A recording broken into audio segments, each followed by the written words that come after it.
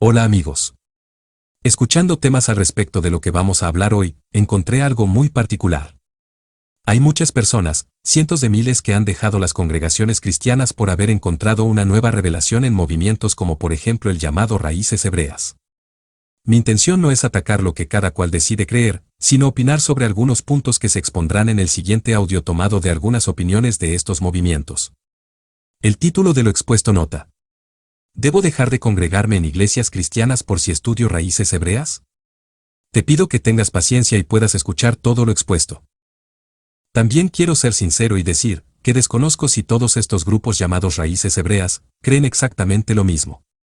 Yo solo hablaré de este audio que nos dice lo siguiente. Comencemos. Congregarse. ¿Debo dejar de asistir a la iglesia cristiana?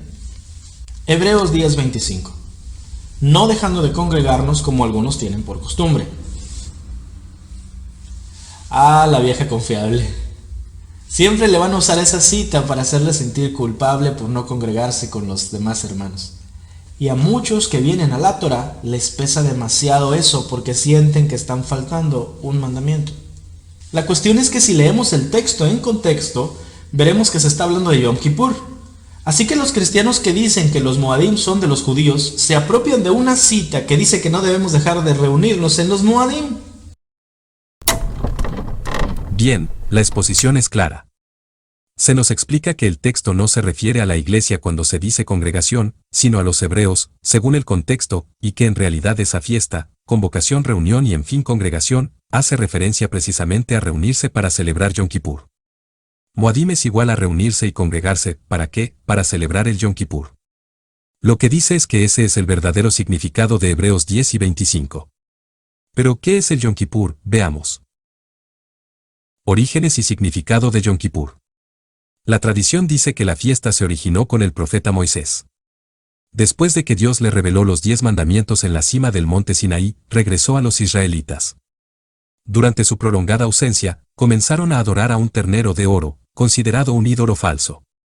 Con ira, el profeta destrozó los mandamientos, los grabó en piedra y luego regresó a la montaña para orar por el perdón de Dios para él y su pueblo. Moisés regresó con un segundo conjunto de los 10 mandamientos y el perdón de Dios para Israel. Yom Kippur marca el final de los días de asombro, o días de arrepentimiento, que comienzan con Rosh Hashanah, el año nuevo judío. Durante el periodo de 10 días, se cree que una persona puede influir en los planes de Dios para el próximo año. En la Mishnah, el texto legal que dicta la vida diaria judía, se presenta a Dios como inscribir los nombres de las personas en uno de los 3 libros sobre Rosh Hashanah, un libro que registra los nombres de las personas buenas, un libro de las personas malas y un libro de las personas que no son totalmente malas ni justas. Si bien, esta es la definición técnica y exclusiva para el judaísmo, entiendo que no es así literalmente como un miembro de raíces hebreas celebraría esta reunión. Más bien haría referencia a reunirse para hacer arrepentimiento y encontrar misericordia del Eterno cumpliendo con sus mandamientos y estudiando Torá. Pero el fondo del término Yom Kippur, técnicamente busca encontrar la redención por un año más, repito esto en la parte técnica, aunque claro, esto es algo muy resumido, como para tener una idea. Pero de alguna manera están ligados con lo que los modernos movimientos de raíces hebreas hacen. ¿Por qué? Porque en ambos casos se hace arrepentimiento, mediante ciertas ceremonias entre ellos el estudio de la Torá. Ojo, jamás estaría en contra de que se realice el estudio de la Torá, pero este estudio hace referencia a entender y practicar correctamente, según algunos, las leyes dadas a Moisés, reveladas y vigentes en estos tiempos. Yo creo que el arrepentimiento es algo genuino, algo que solo Dios puede saber si es real o no, somos libros abiertos ante Él, y Él conoce lo profundo del corazón. No existe pastor, maestro, cura, líder religioso ni ceremonia que pueda darnos la posibilidad de satisfacer la justicia de Dios mediante estos. Una cosa es reunirse para adorar al Señor y realizar culto a Él, sea en el cristianismo o en raíces hebreas en este caso, otra muy diferente es creer que por realizar tal cosa alcanzamos misericordia.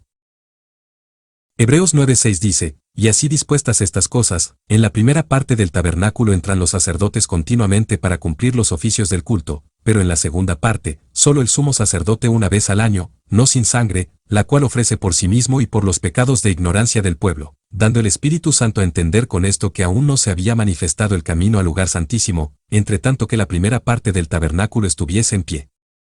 lo cual es símbolo para el tiempo presente, según el cual se presentan ofrendas y sacrificios que no pueden hacer perfecto, en cuanto a la conciencia, al que practica ese culto.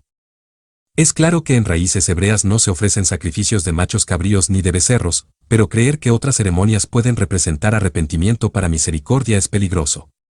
Verso 10 agrega: ya que consiste solo de comidas y bebidas, de diversas abluciones y ordenanzas acerca de la carne, impuestas hasta el tiempo de reformar las cosas.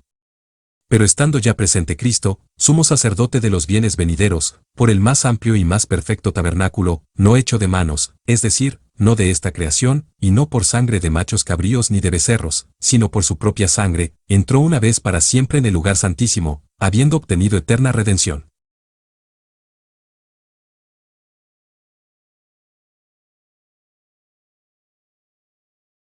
Esto lo aclaro para ver si en realidad se refiere a la iglesia o solo a los hebreos cuando se habla de congregación como nos explican estos maestros de raíces hebreas. Algo a tener en cuenta, ellos dicen que esto aplica a los hebreos por lo siguiente. Resulta que ellos dicen ser parte de las tribus de Israel, o sea, esos hebreos esparcidas por el mundo, y como tal el mensaje es para ellos y los que encuentren estas verdades. Esto no aplica a la iglesia cristiana. En definitiva, para ellos la iglesia es pagana, greco-romana. Amigo, en Cristo no hay diferencia entre judío ni griego, o sea gentiles, sino un hombre nuevo, pero lo veremos luego. Sigamos escuchando que nos dicen si debemos congregarnos o no en una iglesia cristiana. Ahora, no estoy diciendo que no debemos congregarnos con los hermanos. Lo que sí estoy diciendo es que debemos tener mucho cuidado con a quienes consideramos nuestros hermanos. Lucas 8:21. Mas Yeshua respondiendo dijo: mi madre y mis hermanos son los que oyen y viven practicando lo que dice la Torá de Hashem. Y Salmo 1:1 dice: bienaventurado el varón que no anduvo en consejo de malos, ni estuvo en camino de pecadores, ni en silla de escarnecedores se ha sentado, sino que en la Torá de Yahvé está su delicia, y en su Torá medita de día y de noche. Yo no voy a decirle qué hacer. Eso ya queda en consideración de lo que el Ruach le esté haciendo ver en su situación personal. Pero sí le diré que por experiencia y por testimonios de más hermanos que han pasado su situación, es muy posible que llegue el momento donde tenga que dejar esa congregación donde usted ha estado para salir al desierto. Bien, por un lado dice que es necesario y bueno reunirse con hermanos. Pero estos hermanos lógicamente no deben ser cristianos, sino quienes practiquen lo mismo que ellos practican, hacer arrepentimiento, etc., como vimos. También agrega que no es él quien debe decirnos si debemos o no dejar de congregarnos en una iglesia cristiana, pero por experiencia y testimonios de otros, sus hermanos, debemos hacerlo. Debemos dejar las iglesias. Es por esto que me llama la atención este tipo de declaraciones, que tienen efectos en cientos de gente que no tiene firme su fe. Si notamos, se usan términos hebreos mezclado con el castellano, lo cual condiciona al oyente al darle una supuesta mayor profundidad a la idea. No quiero irme mucho del tema. Pregunto lo siguiente. Suponiendo que el Nuevo Testamento fue escrito en casi su totalidad en griego y necesitamos tenerlo en español, ¿por qué se introducen palabras hebreas entre palabras en español? ¿No debería traducirse en su totalidad al español? Por ejemplo, si Kyrios, griego, significa Señor en español, ¿por qué lo traducen como Adón, que es un término hebreo? ¿Por qué te digo esto? Verás, hay versiones que pueden estar equivocadas y tener errores. Algo muy diferente es agregar términos en idiomas mixtos, pues el español es español. De todas maneras, no veo algo peligroso a esto si se lo mira sin prejuicios. Pero claro, detrás de esto, y aunque algunos no se den cuenta, se trata de formar una idea de que se ha alcanzado un idioma, en este caso algunos términos en hebreo, que son más puros. De esta forma, si vemos, y no sé qué versión utiliza este señor, dice que debemos guardar Torá en el Nuevo Testamento, y esos, los que guardan Torá, son hermanos verdaderos, o sea ellos y no los cristianos. Nota la diferencia traducido al español, ahí dice. Mateo 12. Porque todo aquel que hace la voluntad de mi Padre que está en los cielos, ese es mi hermano, y hermana, y madre. ¿Notamos? Una versión dice guardar Torá, otra hacer la voluntad del Padre. Si bien la voluntad del Padre es obedecer sus mandamientos, lo cual sería Torá, no es eso a lo que me refiero. Ya he visto esta técnica en la versión de los Testigos de Jehová, donde introducen Jehová en lugar de Señor, en el Nuevo Testamento, cuando esto no está en el original griego, y aunque parezca algo loable por restaurar supuestamente el nombre o significar la referencia del Antiguo Testamento, en realidad se hacen estas versiones para respaldar las creencias y doctrinas propias. No pueden hacerlo con cualquier Biblia. Es más, agregarán todos estos grupos, que nuestras Biblias tienen versos espurios, que son tocadas por el romanismo, etc., exactamente como lo hace el testigo de Jehová. Esto es llamativo, pero ¿será casual? Claro está que estas versiones hebraizadas parecen totalmente más serias, pues la palabra fue dada a los hebreos, pues de ellos son los profetas, los apóstoles y Cristo según la carne. ¿Pero qué tiene que ver una cosa con la otra? Cito esto porque se nos acaba de decir que somos hermanos y guardamos Torá, y solo ellos supuestamente lo hacen, no así un cristiano. Quedó claro que el mensaje es que nos unamos a ellos y dejemos los templos, claro, los templos paganos, el Egipto, como dirá a continuación. Y la palabra desierto es la correcta, ya que debe comprender que para llegar a la tierra prometida, es decir, a la vida eterna, tendrá usted primero que salir de Egipto, que es el mundo de pecado, y el pecado es la transgresión de la Torá. Así que vivir en una religión donde la Torá es para solo los judíos es vivir en pecado.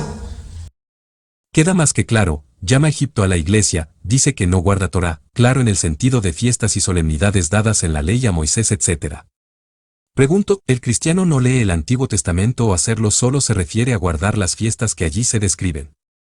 ¿Cómo sabemos cómo fue creado el mundo? ¿Cómo sabemos sobre la caída del hombre? ¿Cómo sabemos de Enoc, de Noé, de Caín y de Abel, de Sansón, de Manoa, de Abraham, Isaac y Jacob, de José, de las 12 tribus, de Israel en Egipto, su salida, el mar abierto, el pacto dado a Moisés para la nación de Israel que habitó la tierra de Canaán? ¿Cómo sabemos de Saúl, de David, de Salomón, de Esdras, de Isaías, de Elías, de Jeremías, etc.? ¿No son citados en las iglesias? Quizá este señor comprenda que guardar Torá es guardar las fiestas, quizá piense que meditar en la ley solo se refiera a eso. ¿Puedo yo meditar en una fiesta, en una celebración, o puedo meditar en la palabra de Dios? ¿Acaso no nos enseña el Antiguo Testamento el poder del Eterno, sus proezas, etc.? ¿No nos enseña a temerle a Él por sobre todas las cosas? ¿Que hay un solo Dios? ¿Que hubo uno al que se le llamó el ángel de Jehová o el enviado de Yahvé y que éste se dio a conocer con el nombre de Dios? ¿No meditamos a qué se refieren estas cosas? ¿Por qué dice que el cristiano no tiene en cuenta el Antiguo Testamento, cuando sabemos que de Cristo nos habla de punta a punta él mismo? Esto es una falacia de manipulación, escuchemos algo más. Pero cuando usted es libertado por el Mesías, usted entra al desierto. Este mundo que está viviendo ahora, esto es el desierto. Esto no es la tierra prometida. Este es el desierto y es donde ve la mano de Yahvé dirigiendo sus pasos como columna de nube y de fuego todos los días. Es donde va a mirar la dirección del profeta igual a Moisés, o sea, Yeshua. Y es donde tiene los mandamientos de la Torá con usted para decirle cómo vivir. Entonces, usted no puede esperar entrar a la tierra prometida si todavía quiere seguir viviendo en Egipto. Y si ahora que está en el desierto de la soledad, aún anhela volver a la congregación donde estaban sus vecinos, amigos y familiares, pero donde era esclavo al pecado, entonces usted está actuando como los gentiles injertados en Israel que querían volver a comer la comida de Egipto. Sigue insistiendo que formar parte de una iglesia es estar en Egipto, es vivir como gentil. Veamos cómo vivía el apóstol Pedro según Pablo. Gálatas 2:14. Pero cuando vi que no andaban con rectitud en cuanto a la verdad del Evangelio, dije a Pedro delante de todos, si tú, siendo judío, vives como los gentiles y no como los judíos, ¿por qué obligas a los gentiles a vivir como judíos? De nuevo, Pedro, según Pablo no yo, estaba viviendo como gentil y no como judío. Este señor de raíces hebreas dice que la iglesia vive como gentil, como Egipto y no como judío, siendo ellos claro el reemplazo del verdadero judío, ellos son el Israel restaurado. Por último terminaré con algo que ya sí me es muy llamativo y quiero que puedas meditarlo. Números 11:4. La multitud mezclada que había entre ellos empezó a sentir un antojo y los hijos de Israel lloraron una vez más diciendo, ¿quién nos dará a comer carne? Recordamos el pescado que comíamos en Egipto sin pagar nada y los pepinos, melones, puerros, cebollas y ajo, pero ahora nuestra vida está en reseca.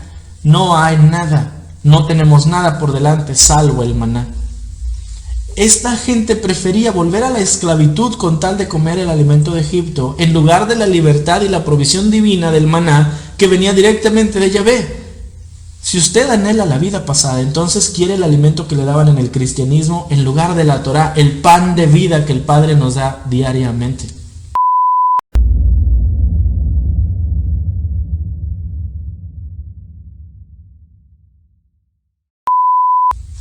Quiero que quede bien claro, en el mundo cristiano hay bastante luz, Hay mucha revelación que en la ignorancia de la gente, de todas formas el Padre les muestra a los cristianos. Y en su mayoría la gente es realmente sincera y quiere honrar a Elohim, aunque no sabe ni siquiera que se llama Elohim. El problema es que también hay mucha oscuridad, muchas tinieblas en cuanto a doctrinas equivocadas que no solamente no se exhiben, sino que se predican con orgullo. Cosas como el decir que la Torah es nada más para los judíos, la Navidad, la Semana Santa, la Santa Cena. Y entonces tenemos que recordar lo que Pablo dijo. Segundo a los Corintios 6:14. No se unan en yugo desigual con los no creyentes, porque ¿qué tiene en común la rectitud con la transgresión de la Torah? ¿Qué compañerismo tiene la luz con las tinieblas? Y Proverbios 6:23 dice, porque la mitzvah es una lámpara y la Torah es la luz, y las reprensiones que enseñan son camino de vida.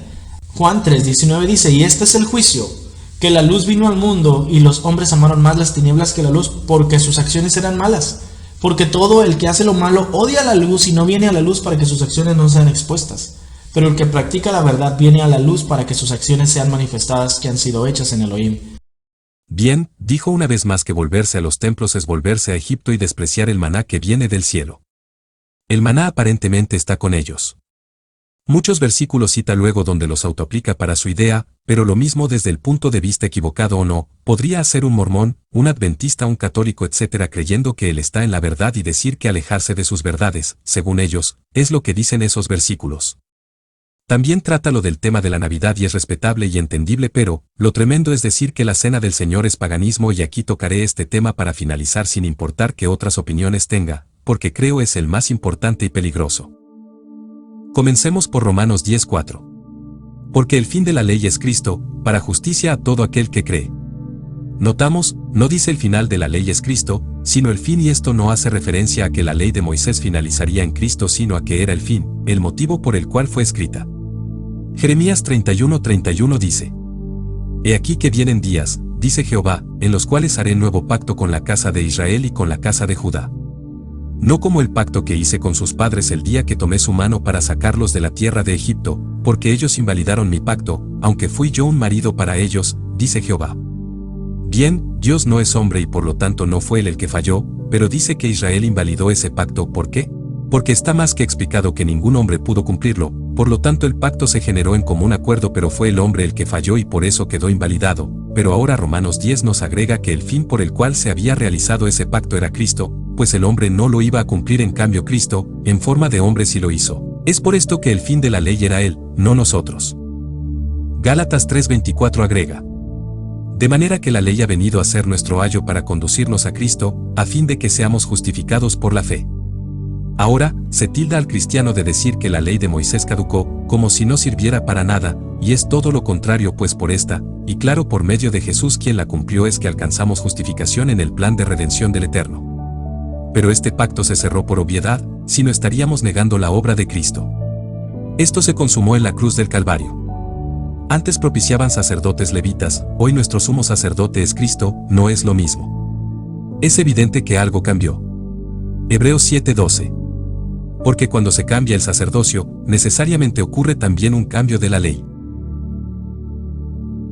Es a esto cuando nos referimos que la ley anterior finalizó en cuanto a mandamientos y estatutos a cumplir para obtener redención y purificación. Cristo dijo que él no había venido a abolir la ley, sino a cumplirla. Era necesario que así fuera. La ley antigua no fue en vano, pero ya está cumplida. Mateo 26:28 Jesús dijo: porque esto es mi sangre del nuevo pacto, que es derramada por muchos para el perdón de los pecados. Volvamos desde el verso 26. Y mientras comían, tomó Jesús el pan, y bendijo, y lo partió, y dio a sus discípulos, y dijo: tomad, comed, esto es mi cuerpo. Y tomando la copa, y habiendo dado gracias, les dio, diciendo: bebed de ella todos, porque esto es mi sangre del nuevo pacto, que por muchos es derramada para remisión de los pecados. Mi pregunta es, ¿por qué este señor de raíces hebreas llama pagana a la cena del Señor? ¿Por qué se le llama así? ¿Por qué no se habla en términos de pesaje, etcétera? ¿Qué es lo importante aquí, la letra o el acto? Primera de Corintios 11:26. Porque todas las veces que comáis este pan y bebáis esta copa, la muerte del Señor proclamáis hasta que Él venga. ¿Esto es pagano? ¿Esto es Egipto? No, amigo, esto que estás diciendo es muy peligroso. Escucha Hechos 20:17. Enviando, pues, desde Mileto a Efeso, hizo llamar a los ancianos de la iglesia. 1. Pablo le habla a los efesios que no son judíos. 2. Son ancianos de la iglesia de Efeso. Les dice, verso 28. Tened cuidado de vosotros y de toda la grey, en medio de la cual el Espíritu Santo os ha hecho obispos para pastorear la iglesia de Dios, la cual él compró con su propia sangre. No se está hablando de que la iglesia fue comprada a precio de sangre de machos cabríos o de becerros, sino de la propia sangre del Hijo del Dios viviente. Ahora Jesús exhorta a que se realice en memoria de él, beber el vino y partir el pan para comerlo, que este es el nuevo pacto, y es un mandato hacerlo. De hecho, Pablo entró a realizaba lo siguiente. Hechos 27. El primer día de la semana, reunidos los discípulos para partir el pan, Pablo les enseñaba. Notas que no hay términos técnicos, solo partían el pan y por ende tomaban el vino que representaba la sangre derramada por el Hijo de Dios y que ellos sabían que debían hacerlo para anunciar su muerte. ¿Pero qué es eso de anunciar su muerte? Justamente, es anunciarnos que mediante su sacrificio se consumó el pacto que el hombre nunca pudo ni puede cumplir, lo hizo él. No realizar este acto, cena o como quiera llamarlo, es negar tal obra, creyendo que sustituyéndola por otros rituales convencemos a Dios para limpiar nuestras conciencias. ¿De nuevo tú dices que es pagano tener por gloriosa la sangre de Jesucristo? Cuidado, hermanos. Hebreos 10:29 dice: ¿Cuánto mayor castigo pensáis que merecerá el que ha hollado bajo sus pies al Hijo de Dios, y ha tenido por inmunda la sangre del pacto por la cual fue santificado, y ha ultrajado al Espíritu de gracia? Dos cosas aquí: por la sangre de qué pacto ha sido santificado. Sé que el texto habla de volverse atrás, pero ¿será el atrás, el Egipto que nos enseña el maestro de raíces hebreas, o será a otra vuelta atrás a la que se refiere? Como dije al principio, cada cual es dueño y libre de creer lo que quiera, pero es necesario hacer notar que la intención de esta gente es sacar miembros de las iglesias, no se dedican a hacer proselitismo y predicar el evangelio o su evangelio, el cual según ellos nada tiene que ver con el cristianismo, sino más bien a convencer a quienes en algunos casos han llegado a glorificar a Cristo cuando antes ni creían en él. Decir que la iglesia es pagana, que no entra en el pacto, es decir que a Abraham no se le llamó padre de la fe, puesto que en Isaac te será llamada descendencia por parte de la fe y no en Jacob. Israel y Judá, son Israel y Judá, el resto son gentiles, pero ¿sabes qué? Abraham era gentil, de Mesopotamia, de Babilonia. Tampoco Isaac era israelita, pues es Jacob quien recibe su nombre y sus tribus forman la nación de Israel. Son promesas diferentes, dones irrevocables tanto para unos como para otros. Romanos 11 habla de la restauración de un remanente de Jacob, también de la inserción de los gentiles en el Israel de Dios, pero estos son un hombre nuevo en Cristo. O sea, en Cristo, no son ni judíos, ni gentiles, ese término no entra en este nuevo pacto, son nueva creación, nuevo hombre. A pesar de esto, sé que para ti carezco de conocimiento, pues no entiendo en profundidad la ley o la Torá. De todas maneras creo que volverse atrás es volverse de alguna manera por no confiar en el sacrificio perfecto de Cristo y comprender que no es por obras, sino por fe. También sé que te será prácticamente imposible volver a una iglesia porque siempre estará en tu mente que lo que dicen o enseñen no es lo correcto, pues no entienden Torá. Gálatas 5. Aquí te pido que escuches lo que diré al respecto de esto al final. Allí dice: Estad, pues, firmes en la libertad con que Cristo nos hizo libres, y no estéis otra vez sujetos al yugo de esclavitud. He aquí, yo Pablo os digo que si os circuncidáis, de nada os aprovechará Cristo. Y otra vez testifico a todo hombre que se circuncida, que está obligado a guardar toda la ley. De Cristo os desligasteis, los que por la ley os justificáis, de la gracia habéis caído. Pues nosotros por el Espíritu aguardamos por fe la esperanza de la justicia, porque en Cristo Jesús ni la circuncisión vale algo, ni la incircuncisión, sino la fe que obra por el amor. Vosotros corríais bien, ¿quién os estorbó para no obedecer a la verdad? Bien, ¿significa que si alguien se circuncidó por el motivo que fuese ha caído de la gracia? Claro que no. Siempre y cuando entienda de que no es por esto que se alcanza salvación, pues como dice en Cristo, ni la circuncisión ni la incircuncisión tienen valor. La diferencia está en lo que confiemos como garantía de salvación, o sea, poner la circuncisión como algo sí o sí necesario por encima de Cristo, es caer de la gracia y estar obligado a guardar toda la ley, lo cual es imposible, pero si este no es el pensamiento, pues entonces no se ha caído de la gracia. Por último te pregunto porque en realidad desconozco todos estos grupos en profundidad. Más allá de términos lingüísticos, de interpretaciones proféticas, yo creo que lo peligroso es llevar al pueblo a que no cumpla con la cena del Señor o como quieras llamarle. Por dar un ejemplo claro en doctrinas básicas y fundamentales de los apóstoles, esto es crucial, pues solo los seguidores de Cristo lo hacen. De nuevo, corrígeme si estoy mal en lo que te pregunto. Estos movimientos de raíces hebreas, ¿predican el bautismo? ¿Predican la cena del Señor? Predican que es necesario reunirse, porque aunque Dios no habita en templos hechos por manos de hombres, si habita en medio de la alabanza de su pueblo, sé que es relativo, pero en Efesio, había iglesia. Sé que hay iglesias con muchos defectos, otras han introducido el evangelio de la prosperidad, otras el ecumenismo y un largo etcétera, pero hay otras que aunque tengan errores se basan en la simple y sana doctrina. Millones de seres individuales y salvos por conocimiento de Dios en todas partes del mundo forman la iglesia, siendo Cristo la piedra angular de ella. ¿Se aconseja dejarlas? Este es un tema mucho más amplio. Jamás la Biblia prohíbe estudiar Torá, tampoco guardar el Sabbat, solo prohíbe abstenerse de la sangre, fornicación y lo sacrificado a los ídolos. Pero está de más llamar a la iglesia, pagana, Egipto, fuera del pacto y que está perdida. Cuidado con esto. Dios te bendiga y nos vemos en la próxima.